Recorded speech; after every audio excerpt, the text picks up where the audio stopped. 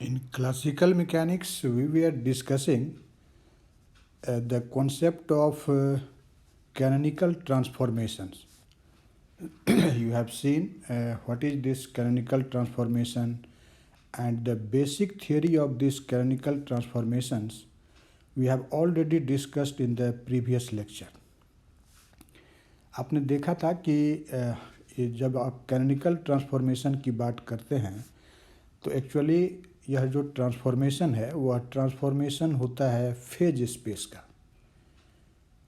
Transformation of phase space का meaning क्या है आपने सीखा है यह कि जैसे सपोज कीजिए कि आपका जो ओल्ड सेट ऑफ कोऑर्डिनेट्स था जिसमें आप पोजीशन कोऑर्डिनेट को लिखते हैं क्यू के और मोमेंटम कोऑर्डिनेट को पी के इन फेज स्पेस।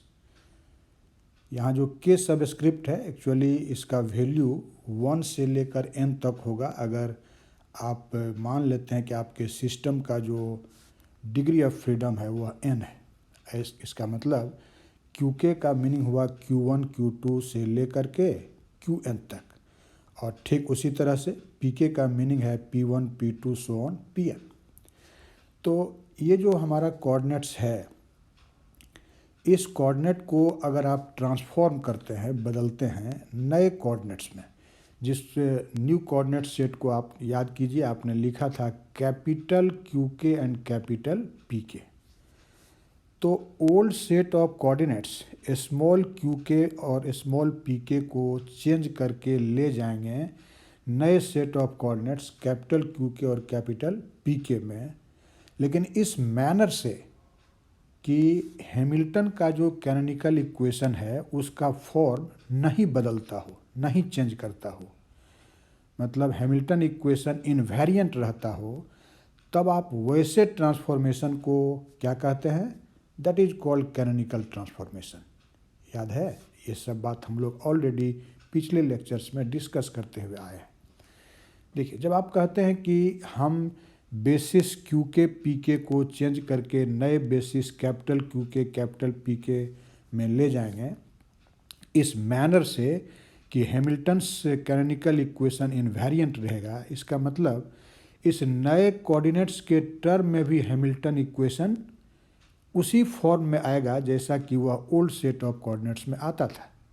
तो अगर मान लीजिए कि इस नए कोऑर्डिनेट सिस्टम में हमारा जो सिस्टम है उसका हैमिल्टोनियन सपोज कीजिए एच प्राइम है।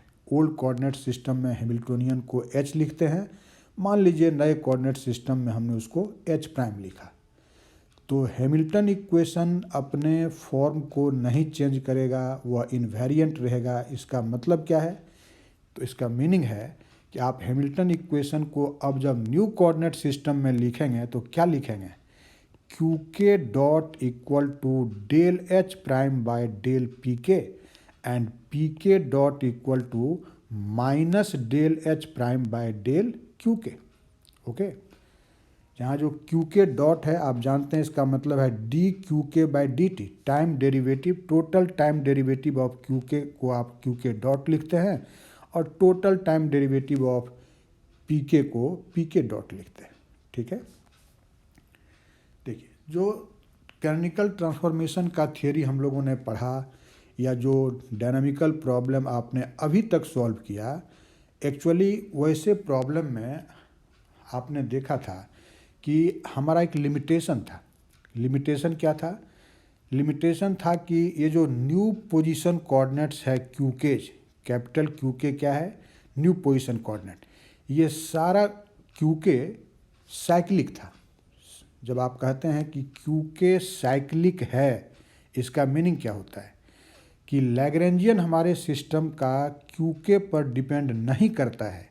It means in the expression of Lagrangian this capital Q के डू नॉट अपीयर एक्सप्लिसिटली। और आपने यह भी सीखा था कि अगर कोई भी कोऑर्डिनेट साइक्लिक है with respect to the Lagrangian तो वह हैमिल्टोनियन के रेस्पेक्ट में भी साइक्लिक होता है। तो अभी तक जो प्रॉब्लम आपने पढ़ा उसमें ऐसा ही प्रॉब्लम था जिसमें आप यह मानते थे कि यह जो कैपिटल क्यू के है यह साइक्लिक कोऑर्डिनेट है। कहने का मतलब यह हैमिल्टोनियन के एक्सप्रेशन या लैग्रेंजियन के एक्सप्रेशन में एक्सप्लिसिटली एग्जिस्ट नहीं करता है। जब आप कहते हैं कि क्यू के साइक्लिक है, इसका मतलब अभी कहा कि हैमिल्टोनियन के एक्सप्रेशन में यह एक्सप्लिसिटली नहीं आएगा, इसका मतलब हैमिल्टोनियन इस क्यू के से इंडिपेंडेंट होगा, जो नया हैमिल्टोनियन होगा। उसी को मैथमेटिकली आप कह सकते हैं, इसका मतलब हम लोग अभी तक ऐसे ही सिचुएशन को डिस्कस किए हैं जिसमें del H prime by del Q K 0 के बराबर होता था, ठीक है। लेकिन हैमिल्टन के इक्वेशन के हिसाब से del H prime by del P के तो क्यू के डॉट के बराबर है, और del H prime by del Q K P K minus P के डॉट के बराबर है। तो आप ये भी कह सकते हैं कि इसका मतलब हुआ कि माइनस पी के डॉट 0 के बराबर है। अब 0 है RHS में, तो माइनस हमने नहीं लिखा, सीधे आप कह सकते हैं पी के डॉट इज 0 एंड पी के डॉट 0 मीन्स डी पी के by D t is 0 and when d P के by D t will be 0 that means p k बराबर कांस्टेंट। इसका मतलब हम लोग अभी तक जो कैनोनिकल ट्रांसफॉर्मेशन पढ़े उसमें वैसे डायनामिकल प्रॉब्लम का सॉल्यूशन पढ़े जिसमें यह condition that is del H prime by del Q के इक्वल टू 0 या P k equal to constant, ऐसे ही प्रॉब्लम का सॉल्यूशन आपने पढ़ा। लेकिन उसमें आप सिर्फ मानते थे कि Q K's are cyclic, P K cyclic है, ऐसा आपने नहीं माना। लेकिन हमारा डायनामिकल प्रॉब्लम ऐसा भी हो सकता है जहाँ पर कि क्यू के और पी के all coordinates will be cyclic. तो जब क्यू के और पी के दोनों ही साइक्लिक होगा, या कहिए कि हमारे सिस्टम का जो हैमिल्टोनियन होगा that is H prime new Hamiltonian, वह अगर टाइम पर डिपेंड करता हो तो फिर उस प्रॉब्लम को कैसे सॉल्व करेंगे। इनफैक्ट ऐसा प्रॉब्लम जिसमें कि क्यूके के साथ साथ पीके भी साइक्लिक होता है, अगर वैसे डायनामिकल प्रॉब्लम को सॉल्व करना हो तब कैसे सॉल्व करेंगे। एक्चुअली ऐसे मेथड को डिवाइस किया जैकोबी ने, और हैमिल्टन के आइडिया को उसने यूज किया, इसीलिए इस मेथड को हैमिल्टन जैकोबी मेथड कहा जाता है, या इस ट्रांसफॉर्मेशन को आप हैमिल्टन जैकोबी ट्रांसफॉर्मेशन भी कह सकते हैं, ठीक है। तो अब इतना तो आप समझिए कि अब हम लोग पढ़ने जा रहे हैं हैमिल्टन जैकोबी थ्योरी, और हैमिल्टन जैकोबी थ्योरी का उद्देश्य क्या है, एम क्या है, उस तरह के डायनामिकल प्रॉब्लम का सॉल्यूशन करना जिस प्रॉब्लम में सारा कोऑर्डिनेट दैट इज सभी क्यू के और सभी पी के साइक्लिक होगा, वहाँ एप्लीकेबल होता है हैमिल्टन जैकोबी मेथड। या आप यह भी कह सकते हैं कि जिसमें हमारे सिस्टम का जो हैमिल्टोनियन है उसमें टाइम इन्वॉल्व रहता है, उस प्रॉब्लम का सॉल्यूशन कैसे किया जाए उसके लिए हैमिल्टन जैकोबी मेथड को हम फॉलो करते हैं। ओके, तो सबसे पहले इस थ्योरी में, हैमिल्टन जैकोबी थ्योरी में हमें जानना होगा कि हैमिल्टन जैकोबी इक्वेशन है क्या। तो आज के इस लेक्चर में हम केवल डिस्कस करने जा रहे हैं कि what is Hamilton Jacobi equation, और फिर नेक्स्ट लेक्चर में इस इक्वेशन के सॉल्यूशन की बात करेंगे और तब इसके एप्लीकेशन की बात करेंगे। बात समझ आई? हम उम्मीद करते हैं कि आपने समझा होगा कि हैमिल्टन जैकोबी थ्योरी कब एप्लीकेबल है, कब हम अप्लाई करते हैं, किस टाइप के प्रॉब्लम को सॉल्व करने के लिए।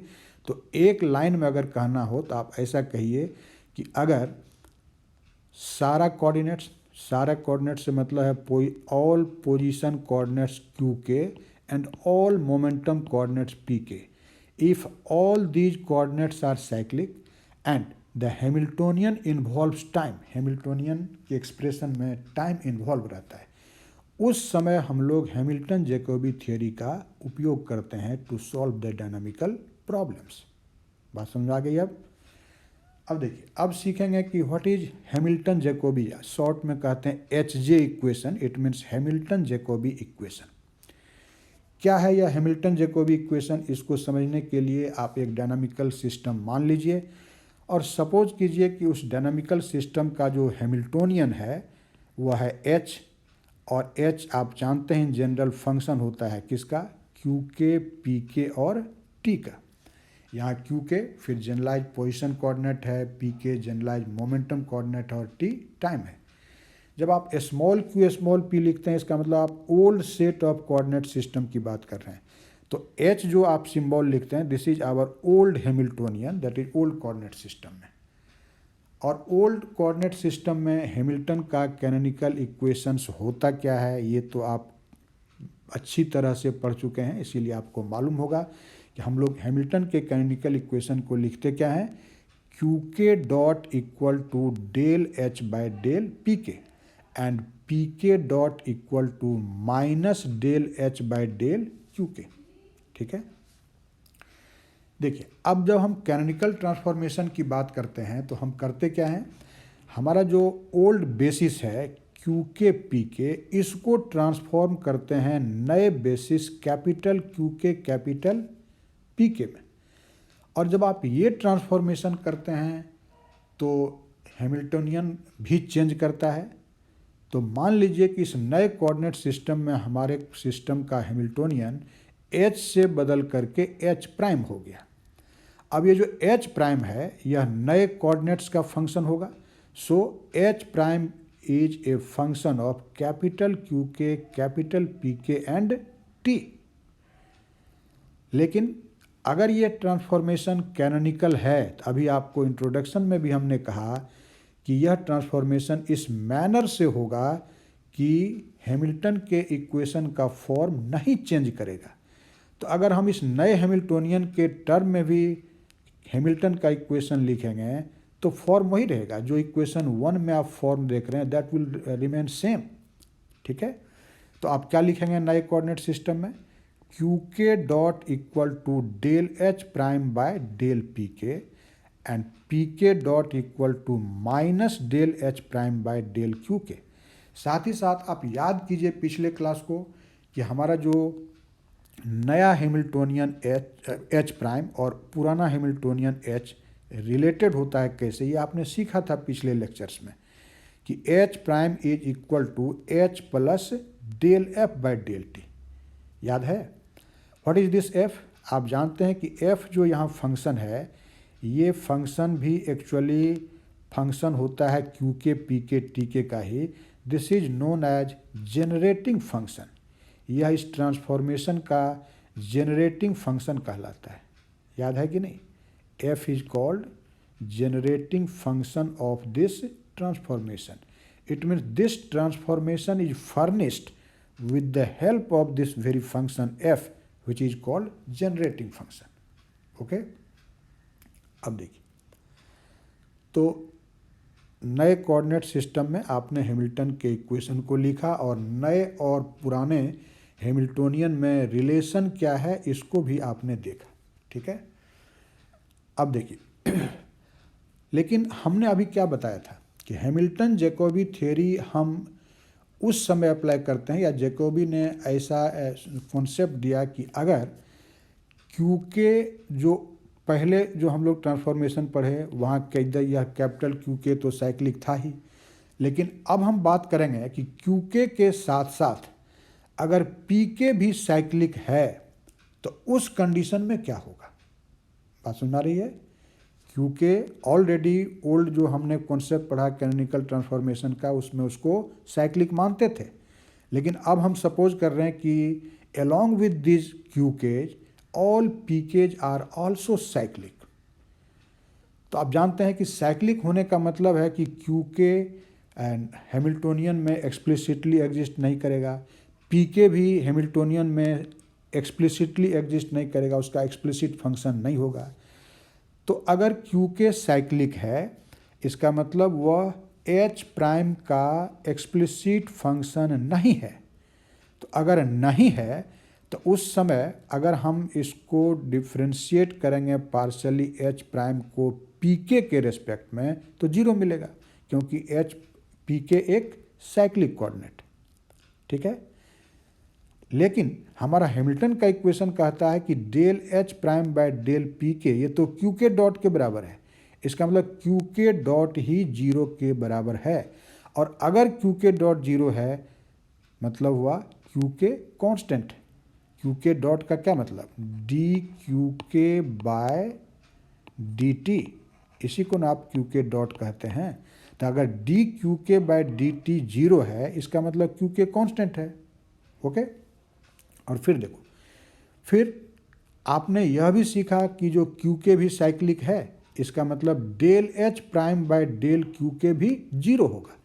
लेकिन minus del H prime by del Q के तो पी के डॉट है, इट मीन्स पी के dot is zero, and if p के dot is zero you can say that p के इज कॉन्स्टेंट। इस कांस्टेंट को आगे हम लोग हमेशा अल्फा के सिंबल से डिनोट करेंगे, अभी इसकी आवश्यकता नहीं है, लेकिन अभी हमने लिख दिया। तो देखिए, अभी तक जो डिस्कशन अभी आप तक ने किया, अगर क्यू के और पी के दोनों ही साइक्लिक है तो इक्वेशन 3 और 4 होल्ड करेगा। लेकिन आप जरा सोचिए कि यह जो इक्वेशन 3 है, जहाँ आप लिखते हैं कि del H prime by del P k equal to zero and minus del H prime by del Q के इक्वल टू जीरो, ये जीरो होने का रीजन आपने क्या बताया? रीजन बताया कि हमारा जो क्यू के और पी के है वह साइक्लिक है, इसीलिए यह जीरो होगा। लेकिन आप ज़रा सोचिए कि अगर हम कहें कि एच प्राइम कौन जो हमारा है वह जीरो है, एच प्राइम ही जीरो है, सपोज करिए, तो if we will consider that H prime is zero, even then these two equations will hold. अगर एच प्राइम ही जीरो है तो जीरो तो एक कॉन्स्टेंट हो गया ना, तो अगर जीरो को डिफ्रेंशिएट करोगे पी के रेस्पेक्ट में या क्यू के रेस्पेक्ट में तो फिर क्या मिलेगा? जीरो ही मिलेगा। इसलिए इस इक्वेशन 3 को हम लोग जनरलाइज कर सकते हैं इस मैनर से, और ये काम जैकोबी ने किया था कि अगर हम सपोज कर लें कि हमारा नया हैमिल्टोनियन ही जीरो है, एच प्राइम ही जीरो है, तो यह जो इक्वेशन 3 है वह होल्ड करेगा विदाउट लॉस ऑफ जनरलिटी, वो एक जनरल इक्वेशन हो जाएगा। तो इक्वेशन 3 उस समय भी हम कह सकते हैं सही होगा, होल्ड करेगा, और उसको एक जनरल रिजल्ट मान सकते हैं, जिस समय हम यह कहें कि एक्चुअली हमारे सिस्टम का जो हैमिल्टोनियन है वही वैनिश हो जाता है, वही जीरो हो जाता है, एच प्राइम ही जीरो है, तब आपका इक्वेशन 3 अगेन होल्ड कर जाएगा। ठीक है, तो जैकोबी ने ऐसा ही सपोज कर लिया कि जो हम प्रॉब्लम सॉल्व करने जा रहे हैं उस प्रॉब्लम में नया हैमिल्टोनियन जो एच प्राइम आपने कंसिडर किया दैट वैनिशेज, वही जीरो के बराबर है। बात समझ आ रही है? लेकिन एच प्राइम आपने अभी तुरंत सीखा कि एच प्राइम होता क्या है। अभी आपने तुरंत देखा था ना कि जो हमारा कैनोनिकल ट्रांसफॉर्मेशन का बेसिक थियोरी है वह कहता है कि H prime is equal to H plus del F by del T, है कि नहीं? H prime equal to H plus del F by del T. H is new Hamiltonian, sorry, H is the old Hamiltonian and H prime is new. लेकिन अभी क्या result आ रहा है कि H prime equal to zero, लेकिन H prime के जगह पर हम H plus del F by del T भी तो लिख सकते हैं। तो आपने जो इक्वेशन 2 में लिखा था, तो देखिए, इसलिए हम लिख सकते हैं कि H plus del F by del T equal to zero, और एच जो हमारा ओल्ड हैमिल्टोनियन है that is a function of Q K P K and T, इसलिए एच के आर्गूमेंट में लिख दिया Q K P K T. So finally you get that H of Q K P K T plus del F by del T is equal to zero. Okay, अब देखिए, अब यह जो इक्वेशन नंबर 5 है, यह इक्वेशन एक्चुअली वैलिड होगा, और वैसी स्थिति में सुविधा के लिए हमको f का फॉर्म सेलेक्ट करना होगा। आप याद कीजिए पिछले के लेक्चर को जो हमने पढ़ाया था आपको कैनोनिकल ट्रांसफॉर्मेशन, तो हमने बताया था कि हमारा जो जनरेटिंग फंक्शन f होता है इसका 4 फॉर्म्स होता है, 4 फॉर्म का चर्चा किया था, याद है कि नहीं? जिसको आप f1, f2, f3 और f4 सिंबल से डिनोट करते हैं। एक्चुअली यह इक्वेशन जो अभी आपने लिखा है, यह इक्वेशन वैलिड होगा, और इस इक्वेशन का सॉल्यूशन सुविधाजनक तरीके से किया जा सकता है अगर हम f को रिकॉग्नाइज करें second form of generating function के रूप में। सेकेंड फॉर्म जिसको F2 लिखे थे, और आपको याद होना चाहिए कि F2 फंक्शन होता है स्मॉल क्यू के capital P K and T का। जब भी जनरेटिंग फंक्शन लोगे तो एक ओल्ड सेट का कोऑर्डिनेट होना चाहिए तो दूसरा नए सेट का होना चाहिए। तो यहाँ ओल्ड सेट का स्मॉल क्यू के और नए सेट का कैपिटल पी के। तो अगर आप F2 को रिकॉग्नाइज करते हैं F के रूप में, तब इक्वेशन 5 जो है वह वैलिड होगा और साथ ही साथ आपका डिस्कशन भी सुविधाजनक होगा। तो अब आप रिकॉग्नाइज करिए कि F जिसके हमने लिखा वह क्या है, F2, that is second form of generating function. Okay, और अगर यह second form of generating function है that is F2 Q K P K T है, तो ऐसी स्थिति में अगर हम कैनोनिकल ट्रांसफॉर्मेशन करेंगे, ये सब बात आप पहले पढ़े हैं, थोड़ा याद करिए उन बातों को। अगर हम ये जो ओल्ड पोजीशन कोऑर्डिनेट है क्यू के, इसका जो कंजुगेट मोमेंटम होगा, इसके कंजुगेट मोमेंटम को क्या लिखेंगे, स्मॉल पी के। अगर उसे हम जानना चाहते हैं तो कैसे जानेंगे? याद करिए पुराने लेक्चर को। आप पी के बराबर लिखते हैं del F2 by del Q के। हमने एक टेक्निक बताया था कि अगर तुम क्यू के तुम्हारे फंक्शन f के आर्गूमेंट में है और उसका conjugate coordinate that is conjugate momentum यहाँ पर बोलेंगे जानना चाहते हो, तो तुमको क्यू के रेस्पेक्ट में ही F2 को पार्शियली डिफ्रेंशिएट करना होगा। फिर प्लस माइनस साइन का भी ध्यान रखना होता है। तो ऐसी स्थिति में पी के is equal to del F2 by del Q K. आप जानते हैं इस बात को। तो हमारे इक्वेशन में जहाँ पर आता है पी के, एच जो हैमिल्टोनियन है, ओल्ड हैमिल्टोनियन, उसके आर्गुमेंट में क्या था, Q K P K and T. P के को रिप्लेस कर देंगे del F2 by del Q के से। बात सुन रही है, del F2 by del Q K. अब plus del F2 by del T equal to 0, मतलब F को अब F2 कर दिया और साथ ही साथ पी के जो वेरिएबल था उसके जगह पर लिख लिया del F2 by del Q K. ठीक है, लेकिन ये जो F2 है इसका एक्चुअल फिजिकल मीनिंग क्या है, एक्चुअली अब हम लोग उसको जानना चाहते हैं। Now our aim is to find what is the actual physical meaning of this generating function F2। ठीक है, अगर आप F2 का फिजिकल मीनिंग जानना चाहते हैं, इसको फिजिकली इंटरप्रेट करना चाहते हैं, तो इसके लिए आपको मैथमेटिकली फाइंड आउट करना होगा F2 का टोटल टाइम डेरिवेटिव। क्या जानना होगा, F2 का टोटल टाइम डेरिवेटिव। तो देखिए इसका टोटल टाइम डेरिवेटिव जानते हैं और उससे F2 का एक्चुअल मीनिंग क्या है वो पता चलेगा। देखो F2 जो जनरेटिंग फंक्शन है, आप जानते हैं कि that is a function of A small Q के capital P K and T. अब जानना क्या चाहते हैं, F2 का टोटल टाइम डेरिवेटिव, तो लिखेंगे dF2 बाय dt।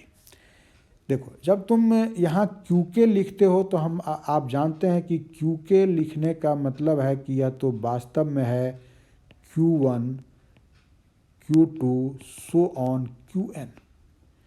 तो ऐसी स्थिति में पार्शियल डिफरेंशिएशन करना होगा, क्योंकि हमारा F2 किसी एक वेरिएबल का फंक्शन नहीं है, बल्कि यह तो 2n प्लस 1 वेरिएबल का फंक्शन है। n वेरिएबल्स है यह q के, फिर n वेरिएबल्स है यह p के, और एक है t। तो जब function more than one variable का फंक्शन होता है तो वैसी स्थिति में आप जब डिफरेंशिएशन करेंगे तो पार्शियल डिफरेंशिएशन फॉलो करना होगा। पहले क्या करना होगा, पहले क्यूके के रेस्पेक्ट में F2 को पार्शियली डिफरेंशिएट करेंगे del F2 by del Q के, और तब क्यूके को t के रेस्पेक्ट में हम इसका ऑर्डिनरी डिफरेंशिएशन करेंगे। ठीक है, D Q K by D T. लेकिन क्यूके तो 1 से n तक रन करता है तो समेशन लगाना होगा, नहीं तो आपको क्या लिखना होगा, del F2 by del Q1 D Q1 by D T plus del F2 by del Q2 into D Q2 by D T and so on. इस तरह से जोड़ना होगा। तो उस स्टेप को नहीं लिखा है, डायरेक्ट लिख दिया कि आप लिख सकते हैं इसको del F2 by del Q K D Q K by D T and summation from K1 to N। Okay, ठीक इसी तरह से जब आप पीके के रेस्पेक्ट में पार्शियल डिफरेंशिएशन करेंगे तो क्या होगा, summation k 1 to n del F2 by del P K times del P के बाय डी पी के बाय डी टी। लेकिन टी तो एक ही है ना, यहाँ समेशन की आवश्यकता नहीं है, इसलिए लास्ट टर्म लिखेंगे del F2 by del T D T by D T. Okay, अब देखिए डी टी यह 1 हो जाएगा, और ये जो डी पी के बाई डी टी है इसको आप क्या लिख सकते हैं, इसको पी के डॉट लिख देंगे। जो डी क्यू के बाई डी टी है इसको क्यू के डॉट लिख देंगे, नहीं तो ये डॉट सिंबल में अब इन्हीं चीज़ों को आप रिपीट कर दीजिए, लिख दीजिए। ध्यान से देखिए, तो d f two by D t this will be what, this is summation k 1 to n del F2 by del Q k times q के dot and plus summation k 1 to n this is del F2 by del P के dot and plus del F2 by del t. Okay, लेकिन याद करो अभी आपने just पहले पढ़ा है कि आपका जो पी के डॉट है वह 0 है।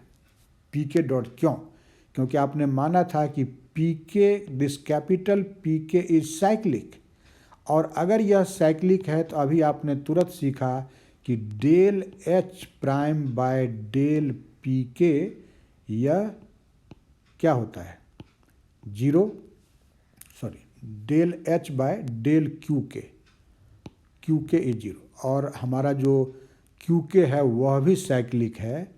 तो आप यह देख चुके हैं कि वैसी स्थिति में del H prime by del Q K जो पी के डॉट के बराबर होता है वह 0 होता है, तो पी के डॉट 0 है हमारा। फिर आपने जो अभी लिखा था ओल्ड और न्यू हैमिल्टोनियन में रिलेशन इक्वेशन 6 में कि H prime is equal to what, this is equal to del F2 by del T plus H, but this H prime is equal to 0। तो अगर यह 0 है तो इसका मतलब क्या हुआ, इसका मतलब हुआ कि del F2 by del T this is equal to minus H, कह सकते हैं कि नहीं, ये माइनस एच। और ऑलरेडी इक्वेशन 6 में आप यह देख सकते हैं, हमने पेज टर्न नहीं किया, फिर से बता दिया आपको। So del F2 by del T this is equal to minus H. साथ ही साथ अभी आपने ट्रांसफॉर्मेशन इक्वेशन लिखा था जस्ट कि del F2 by del Q K is equal to P K. अब ये सारा सब्स्टिट्यूशन आप इस ऊपर वाले इक्वेशन में कर दीजिए। ओके, तो देखो d F2 by D t equal to what, summation k 1 to n and del F2 by del Q k, but del F2 by del Q k this is p के, तो हम del F2 by del Q के को क्या लिख दिए, P K, and Q के dot पहले से है तो पी के डॉट लिख दिया। फिर देखो पी के कैपिटल पी के डॉट दिस इज 0, तो ये जो सेकेंड टर्म है समेशन वाला वो वैनिश हो गया, उसको हमने लिखा ही नहीं, ठीक है, उसको नहीं लिखा। एंड साथ ही साथ आप देखते हैं del F2 by del T जो लास्ट टर्म है that is equal to minus H, तो उसको लिख दिया माइनस एच। अब याद कीजिए हैमिल्टोनियन का जब आप जनरल डेफिनीशन पढ़ते हैं एच का तो कैसे डिफाइन करते हैं हैमिल्टोनियन को, समेशन ओवर के 1 to n P K Q के dot minus L, Lagrangian L को घटाते हैं, this is the basic definition of Hamiltonian, ये आप जानते हैं।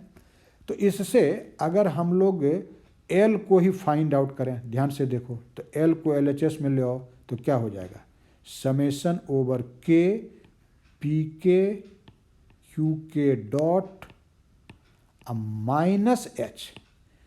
इसलिए आपके एक्सप्रेशन में जो आता है summation k 1 to n P K Q के dot minus H, that is simply equal to Lagrangian of the system, ये एल के बराबर है। बात समझ में आ गई। अब देखो तो D F2 by D T किसके बराबर, एल के बराबर।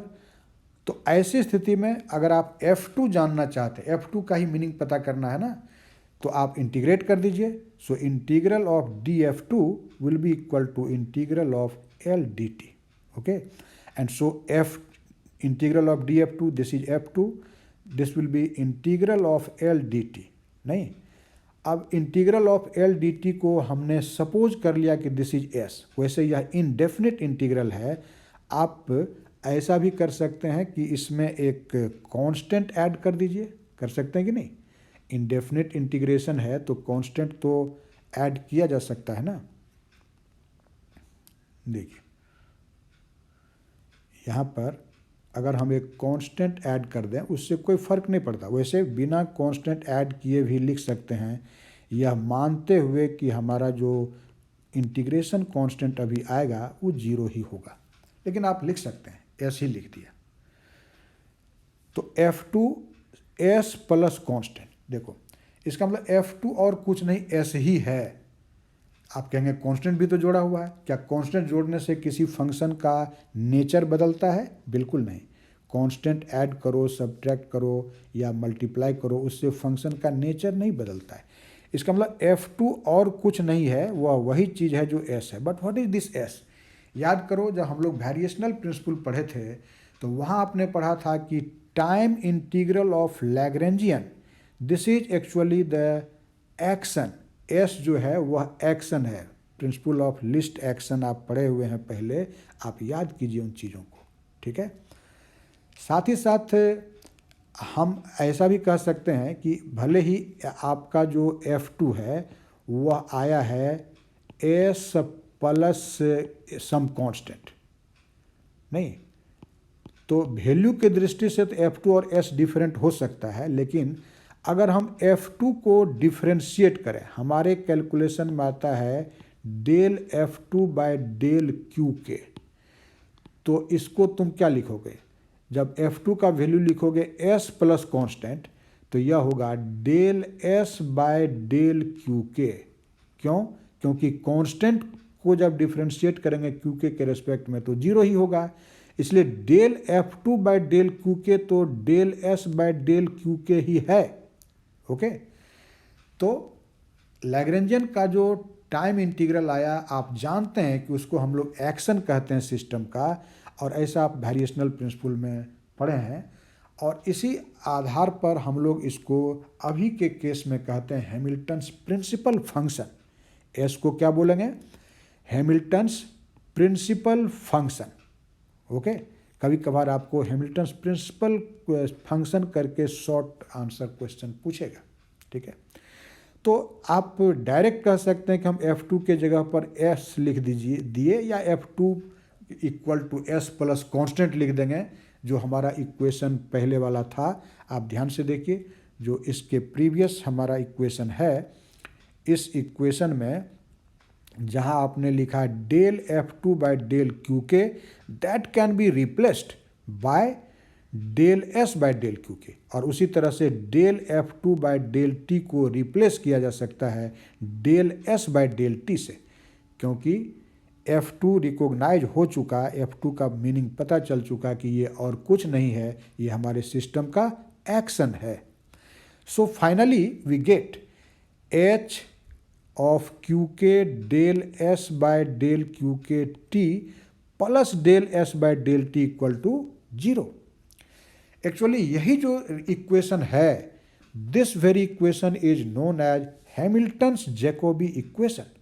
इसी इक्वेशन को आप क्या कहते हैं? हैमिल्टन जैकोबी इक्वेशन कहते हैं। अब ध्यान से देखिए, तो यह फर्स्ट ऑर्डर का एक पार्शियल डिफरेंशियल इक्वेशन है, और इस पार्शियल डिफरेंशियल इक्वेशन में जो वेरिएबल है क्यू के, उसका कितना वैल्यू होता है? n values. क्यू के लिखते हो तो वह Q1 से लेकर Qn तक हुआ, n वैल्यू हुआ, और एक है टाइम t। तो टोटल इंडिपेंडेंट वेरिएबल का संख्या इस इक्वेशन में कितना है? n plus 1। So this is just a partial differential equation of first order with n plus 1 independent variables, and those independent variables are what? Those are Q1, Q2, so on Qn and t, ठीक है। अब इस partial differential equation को आगे देखेंगे कि हम लोग by method of variable of separation से सॉल्व करेंगे। और सॉल्यूशन करने का मतलब क्या है, एस को पता करना। ठीक है, तो इसका जो सॉल्यूशन आएगा एक्चुअली उसको हम लोग कहते हैं एस, और एस आप जान चुके हैं कि this is known as Hamilton's principal function. इसको क्या बोलते हैं, हैमिल्टन्स प्रिंसिपल फंक्शन। और हैमिल्टन प्रिंसिपल फंक्शन मतलब एस ही को हैमिल्टन प्रिंसिपल फंक्शन कहता है, और इसका सॉल्यूशन एस ही होगा। लेकिन कैसे इसको सॉल्व करेंगे, जैसा हमने पहले ही कहा कि ये सब्जेक्ट मैटर हमारे आने वाले दूसरे लेक्चर का है, जब हम इसको सॉल्व करेंगे इस तरह से। हम उम्मीद करते हैं कि ये जो हैमिल्टन जैकोबी इक्वेशन है ये समझ में आया होगा कि क्या है यह, कब इसको हम लोग यूज करेंगे, इन सारी बातों को आपने आज सीखा होगा।